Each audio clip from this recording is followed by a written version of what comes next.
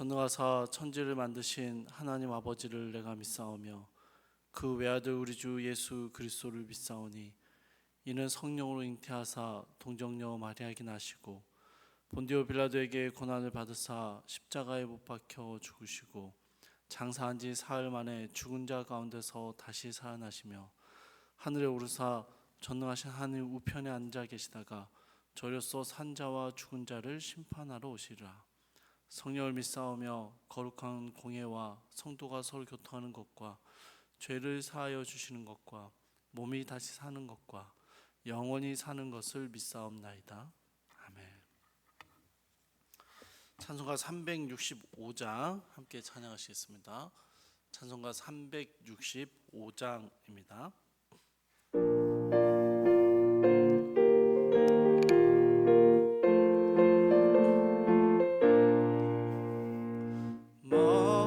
마음속에 근심 있는 사람 주 예수 앞에 달려오라. 슬픈 마음 있을 때라도 주 예수께 아뢰라. 주 예수 앞에 달려오라. 주 우리의 친구니 무엇이나 근심하지 말고 주 예수께 아뢰라. 눈물 나며 깊은 한숨 쉴 때 주 예수 앞에 달려오라. 은밀한 죄 내게 있더라도 주 예수께 아뢰라. 주 예수 앞에 달려오라. 주 우리의 친구니 무엇이나 근심하지 말고 주 예수께 아뢰라. 괴로움과 두려움 있을 때 주 예수 앞에 달려오라. 일을 염려하지 말고 주 예수께 아뢰라. 주 예수 앞에 달려오라. 주 우리의 친구니 무엇이나 근심하지 말고 주 예수께 아뢰라. 앞에 겁을 내는 자여 주 예수 앞에 달려오라. 하늘 나라 바라보는 자여 주 예수께 아뢰라. 주 예수 앞에 달려오라. 주 우리의 친구니 무엇이나 근심하지 말고 주 예수께 아뢰라. 아멘. 오늘 함께 보실 말씀은 데살로니가 후서 2장 1절에서 17절까지의 말씀입니다. 데살로니가 후서 2장 1절에서 17절까지의 말씀 제가 혼자 읽도록 하겠습니다. 형제들아, 우리가 너희에게 구하는 것은 우리 주 예수 그리스도의 강림하심과 우리가 그 앞에 모임에 관하여 영으로나 또는 말로나 또는 우리에게서 받았다는 편지로나 주의 날이 이르렀다고 해서 쉽게 마음이 흔들리거나 두려워하거나 하지 말아야 한다는 것이라. 누가 어떻게 하여도 너희가 미혹되지 말라. 먼저 배교하는 일이 있고 저 불법의 사람 곧 멸망의 아들이 나타나기 전에는 그날이 이르지 아니하리니 그는 대적하는 자라. 신이라고 불리는 모든 것과 숭배함을 받는 것에 대항하여 그 위에 자기를 높이고 하나님의 성전에 앉아 자기를 하나님이라고 내세우느니라. 내가 너희와 함께 했을 때 이 일을 너희에게 말한 것을 기억하지 못하느냐. 너희는 지금 그로 하여금 그의 때에 나타나게 하려 하여 막는 것이 있는 것을 아나니 불법의 비밀이 이미 활동하였으나 지금은 그것을 막는 자가 있어 그 중에서 옮겨질 때까지 하리라. 그때 불법한 자가 나타나더니 주 예수께서 그 입의 기운으로 그를 죽이시고 강림하여 나타나심으로 패하시리라. 악한 자의 나타남은 사탄의 활동을 따라 모든 능력과 표적과 거짓 기적과 불의의 모든 속임으로 멸망하는 자들에게 있으리니 이는 그들이 진리의 사랑을 받지 아니하여 구원함을 받지 못함이라. 이러므로 하나님이 미혹의 역사를 그들에게 보내사 거짓 것을 믿게 하심은 진리를 믿지 않고 불의를 좋아하는 모든 자들로 하여금 심판을 받게 하려 하심이라. 주께서 사랑하시는 형제들아, 우리가 항상 너희에 관하여 마땅히 하나님께 감사할 것은 하나님이 처음부터 너희를 택하사 성령에 거룩하게 하심과 진리를 믿음으로 구원을 받게 하심이니, 이를 위하여 우리의 복음으로 너희를 부르사 우리 주 예수 그리스도의 영광을 얻게 하려 하심이니라. 그러므로 형제들아, 굳건하게 서서 말로나 우리의 편지로 가르침을 받은 전통을 지키라. 우리 주 예수 그리스도와 우리를 사랑하시고 영원한 위로와 좋은 소망을 은혜로 주신 하나님 우리 아버지께서 너희 마음을 위로하시고 모든 선한 일과 말에 굳건하게 하시기를 원하노라. 아멘. 이 데살로니가 후서는 데살로니가 전서를 보낸 이후에 몇 개월이 지나서 다시 작성된 서신입니다. 아마도 여러분 첫 번째 편지가 전달되면서 데살로니가 교회의 소식을 이 전달자가 바울에게 전해 주었을 것입니다. 그리고 바울은 이 데살로니가 교회에 지금 처해 있는 상황에 대한 최신 소식을 듣고 급히 두 번째 편지를 써서 보내 주었던 것이죠. 그러니 여러분, 데살로니가 후서 안에는요, 바울이 반드시 다루어야만 급하게 문제를 해결해야 할 어려운 문제가 데살로니가 교회에 담겨 있다라는 사실을 전제로 하고 있는 것입니다. 1장에서는 데살로니가 교회를 향한 인사말과 더불어 심각한 위기와 어려움 속에서도 믿음을 지키고 있는 성도들을 격려하고 위로합니다. 그리고 오늘 본문인 2장에 들어서면서 바울은 자신이 이렇게 급하게 편지를 써야 했던 심각한 문제에 대해서 다루고 있습니다. 여러분, 그것은 데살로니가 교회를 뒤흔들고 있었던 이단의 가르침이었습니다. 2절을 보시면 바울은 주의 날이 이르렀다라고 말하는 잘못된 가르침에 대해서 마음이 흔들리거나 두려워하지 말라라고 권면합니다. 그런데 여러분, 바울이 지적하고 있는 주의 날이 이르렀다라는 이 가르침이 왜 잘못되었는지 쉽게 이해가 되십니까? 세례 요한이나 예수님도 천국이 가까이 왔다라는 말씀을 선언하셨습니다. 또 시대마다 주님의 날이 멀지 않다라는 증거들, 종말론적인 가르침들은 늘 있어 왔습니다. 오늘날에도 주님의 재림이 멀지 않았다라는 인식이 있으며 종말론적인 삶을 살아가는 것이 성도들의 삶에 아주 중요한 가르침 중에 하나입니다. 그런데 바울은 데살로니가 교회 안에 퍼지고 있었던 주의 날이 이르렀다라는 이 가르침을 경계하며 급히 편지를 써서 보내고 있는 것이죠. 왜 그럴까요? 여러분, 그 이유는요, 이 데살로니가 교회 안에 가르쳐지고 있는 이러한 가르침이 실현된 종말론을 이야기하고 있었기 때문입니다. 무슨 말이냐면요, 영지주의라는 이단의 영향을 받아서 그리스도의 재림은 물리적으로 임하는 게 아니라 영적으로 임하는 것이고 이미 우리 가운데 임했다라고 가르친 것입니다. 또 다른 한편으로는요, 주님의 날 혹은 주님의 심판과 회복의 날이 이미 우리 가운데 이루어졌다, 이렇게 가르쳤던 것입니다. 여러분, 이게 마치 어떤 거냐면요, 오래전에 우리나라에서 이단 종말론자들 이단의 종말을 주장했던 이 종말론자들과 아주 유사합니다. 여러분 기억하실 겁니다. 몇 월 며칠에 종말이 올 것이다 라고 주장했던 사람들이죠. 그런 거짓 가르침들로 사람들을 불러 모았던 그런 의미들과 같습니다.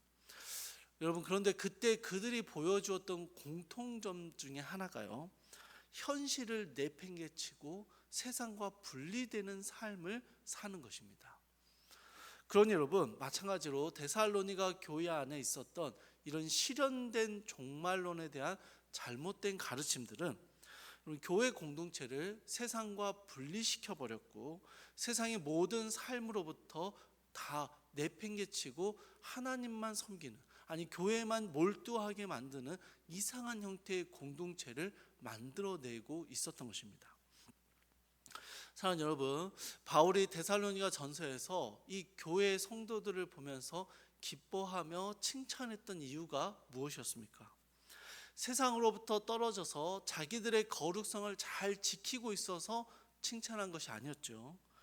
데살로니가 사회 안에서 그 부패함과 죄악과 음란함이 가득한 그곳에서 사랑과 믿음과 소망의 모습을 지키며 살아가는 그 모습, 그 사회 가운데 빛과 소금의 역할을 하며 살아가는 데살로니가 교회의 성도들을 기뻐하고 칭찬했던 것이죠. 그런데 이단의 거짓 가르침들은요, 데살로니가 교회를 독선적이고 혹은 세상과 분리되어 버리는 공동체로 변화시키고 있었던 것입니다. 이런 거짓 가르침이 주는 또 다른 폐해도 있었습니다. 주의 날이 이미 왔다, 이미 임했다 라고 가르쳤는데 성도들이 경험하는 실제적인 삶은 더 큰 환난과 박해였습니다. 그러니 여러분, 이 성도들에게 어떤 마음이 되겠습니까? 아니, 주님의 날이 임했는데 나는 왜 이렇게 힘들지? 나는 구원받지 못한 건 아닐까? 내가 그리스도를 믿는 것 외에 무언가를 더 했어야 되는데 더 하지 못해서 여전히 어려운 삶을 살고 있는 건 아닐까? 여러분, 이런 마음의 흔들림과 온갖 종류의 두려움들이 성도들 안에 들어오게 되었던 것이죠. 그래서 바울은 이러한 거짓 가르침에 마음이 흔들리거나 두려워하지 말라라고 권면을 했던 것입니다. 그러면서 바울은요, 3절부터 12절까지 올바른 종말론에 대한 가르침을 적어놓고 있습니다. 그런데 여러분, 이 구절이 참 난해하고요, 어려운 구절입니다. 그래서 저희가 좀 깊게 살펴보진 않고요, 요약을 하자면 바울은요, 믿음을 저버리는 배도와 불법의 사람이 먼저 나타날 것이고 그 불법한 사람을 심판하시며 그리스도가 오실 것이다 라고 이야기합니다. 이게 전체적인 내용의 요약입니다. 여러분, 이러한 설명을 통해서 바울이 말하고자 하는 말은 무엇이냐면요, 그리스도의 재림, 주의 날은 사람의 말이나 주장으로 이루어지지 않는다라는 것입니다. 배도와 불법이 일어나고 그것을 심판하시는 주님의 분명한 능력으로 나타난다라는 거예요. 아주 선명한 방식으로 주님의 날이 오게 된다라는 것입니다. 여러분, 주님의 날, 재림의 때라는 것은요, 누구나 알 수 있는 방법으로 오시는 것입니다. 신약 성경에 나타나는 주님의 재림의 날에 대한, 종말의 날에 대한 가르침들을 잘 살펴보시면 항상 동일한 게 있습니다. 온 세상이 주님의 재림을 즉시 알아보게 된다라는 거예요. 그러니 나만 알고 있고 나만 알고 있어서 가르쳐 준다라고 말하는 그 모든 가르침들이 거짓된 것입니다. 주님의 재림은요, 모두가 즉시 알아챌 수 있는 방식으로 임하십니다. 그래서 주님의 재림의 때가 되면요, 어떤 사람은 두려움에 떨 것이고 어떤 사람은 주님의 오심을 기뻐하며 맞이하는 오직 두 가지의 반응만이 나타나게 되는 것입니다. 이처럼 바울은요, 재림의 날이 아주 선명하게 임할 것이니 재림에 대한 수많은 거짓 가르침들에 동요되지 말라라고 말하고 있는 것입니다. 그날이 언제일지 아무도 모르지만 그날이 오면 모두가 알게 될 것입니다. 그래서 성도들은요, 그날이 언제가 될까, 언제 주님이 오실까를 고민하는 사람들이 아닙니다. 그날이 오면, 우리에게 반드시 선명하게 보여주시는 그날이 오면 주님을 기쁨으로 맞이할 것을 기다리는 사람들이 성도입니다. 그래서 바울은요, 이러한 거짓된 가르침에 데살로니가 교회가 흔들리거나 분리되거나 무너지는 것을 걱정했고 급히 편지를 써서 재림의 날에 대해서 다시 한번 가르쳐 주었던 것이죠. 이제 바울은요, 13절부터 17절에서 성도들을 위로하며 확신을 전해줍니다. 굳게 서라라는 말을 반복하는데요, 데살로니가 성도들이 당하는 많은 고난과 환난에도 불구하고 주의 날이 왔다라는 거짓 가르침에 흔들리지 말고 믿음 위에 굳게 서서, 말씀 위에 굳게 서서 하나님의 사람으로 성도의 삶을 살아내라라고 말하고 있는 것입니다. 아니, 성도들이 당하는 모든 환난과 어려움들은 사실은 믿음의 역사와 사랑의 수고와 소망의 인내를 더욱 선명하게 드러내주는 하나님의 계획하심 가운데 있다라고 말하고 있는 것이죠. 그것이 주 예수 그리스도의 영광을 드러내는 삶이다라고 말하는 것입니다. 16절과 17절에서 바울은 마지막으로 성도들을 향한 위로를 전합니다. 여러분, 바울은요, 자신이 위로한다, 내가 너희를 알고 있고 내가 너희를 위로한다 라고 말하지 않습니다. 우리 예수님과 하나님의 영원한 위로가 너희 가운데 있다 라고 이야기합니다. 지치지 않으시며 공감 능력이 부족하지 않으시고 우리의 모든 상황을 속속히 알고 계시는 바로 그분이 너희의 위로자가 되시며 너희를 영원한 위로 가운데 함께 하고 계신다라고 말씀하는 것이죠. 그래서 바울은 그분을 힘입어서 그분을 믿고 신뢰함으로 지금 너희가 처해 있는 상황에서 여전히 굳건하게 믿음의 삶을 살아가라라고 권면하고 있는 것입니다. 사랑하는 여러분, 오늘날에는요, 종말론이 너무 희박해져서 문제입니다. 우리가 다시 오실 주님을 기다리는 사람들이라는 이 정체성이 많이 희박해져 버렸습니다. 그러나 여러분, 우리는요, 주님의 재림을 기다리며 주님의 재림의 날을 앞당기는 사람들입니다. 언제 오실지 알 수 없습니다. 하지만 반드시 오실 것이며 그분이 오시는 그날 우리는 선명하게 그분을 만나고 그분 앞으로 기쁨으로 달려나갈 것입니다. 모든 성도들은 주님의 다시 오심을 기다리며 이 땅의 삶을 살아냅니다. 주님이 다시 오실 것이기에 이 땅의 삶이 아무 필요가 없고 무가치하며 그래서 세상과 분리되는 삶을 사는 것이 아니라 주님이 다시 오시는 그날 이 땅에서 수고하고 애썼던 믿음으로 살기 위해서 굳건히 서기 위해서 끝없이 믿음의 분투를 해왔던 우리의 모든 삶을 들고 나아가 주님을 기다렸노라, 주님 지금까지 잘 참고 견뎠노라, 주님 앞에 나아가 기쁨으로 그분을 맞이하는 것이죠. 사랑하는 여러분, 이 종말론적인 삶의 모습이 우리 오늘날 성도들이 회복해야 할 아주 중요한 신앙의 모습입니다.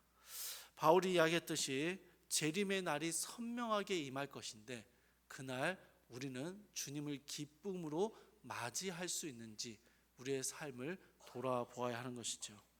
또한 여러분, 우리에게 참된 위로가 되시는 분은 오직 하나님뿐이심을 기억하십시오. 사람이 위로가 되는 순간들이 있습니다. 그러나 여러분, 정말 순간일 뿐입니다. 우리의 영원한 위로가 되시는 분은 오직 하나님 한 분뿐이십니다. 그 하나님께서 우리의 위로가 되어주시고 우리와 함께 하시며 믿음으로 굳게 서기를 원하고 권면하십니다. 위로가 필요한 모든 분들 가운데 이 하나님의 영원한 위로가 오늘 이 아침에 우리의 삶에 가득하기를 주님의 이름으로 축복합니다.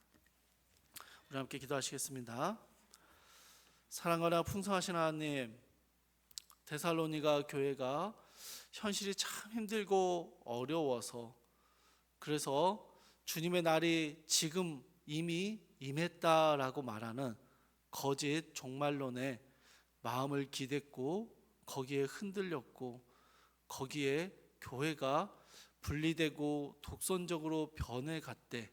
바울이 그들의 그 모습을 보고 급히 편지를 써서 잘못된 종말론을 멀리하고 주님 오시는 재림을 기다리는 성도의 삶을 가르쳐 주었던 것을 함께 나누었습니다. 사랑하는 주님, 오늘 우리가 이 종말론적인 삶의 아주 중요한 가르침을 놓치지 않게 하시고 이 땅의 삶이 전부인 것처럼 살아가지 않게 하시고, 아니 주님이 곧 오실 것이기에 이 땅의 삶이 아무 가치 없는 것처럼 여기지도 말게 하시고, 주님의 다시 오심을 기다리며 주님이 주신 삶의 자리에서 충실하게 성도의 삶을 살아갈 수 있도록 오늘 하루 우리 주님의 삶을 살아가는 귀한 용기와 힘을 허락하여 주시옵소서. 사랑하는 주님, 또한 위로가 필요한 순간에 주님 너무 지치고 낙심될 때 우리 하나님이 우리의 영원한 위로가 되심을 기억하게 하셔서, 하나님 다른 누군가에게 위로받기보다 하나님 앞으로 나와 주님 앞에 우리의 마음을 토해내고 주님의 영원한 위로를 얻고 다시 삶의 자리로 힘을 내서 돌아가는 우리 모든 성도들의 삶, 성도들의 기도의 시간들이 되게 하여 주시옵소서.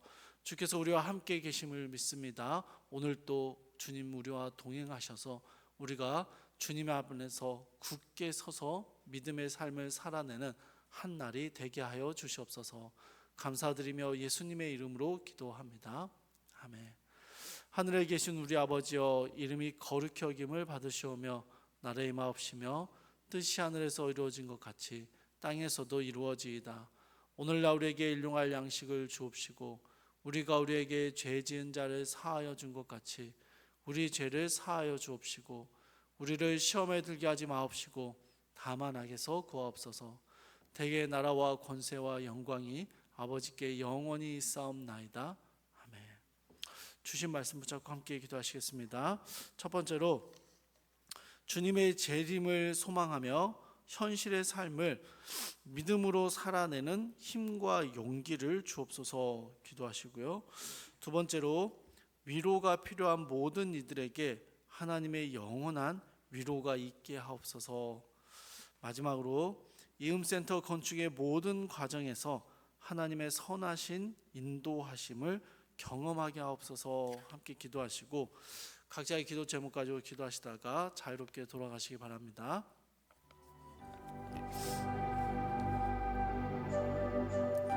사랑하는 주님, 주님의 다시 오심을 기다리며 이 땅의 삶을 충실하게 살아내는 종말론적인 삶의 자리를 충실하게 살아내는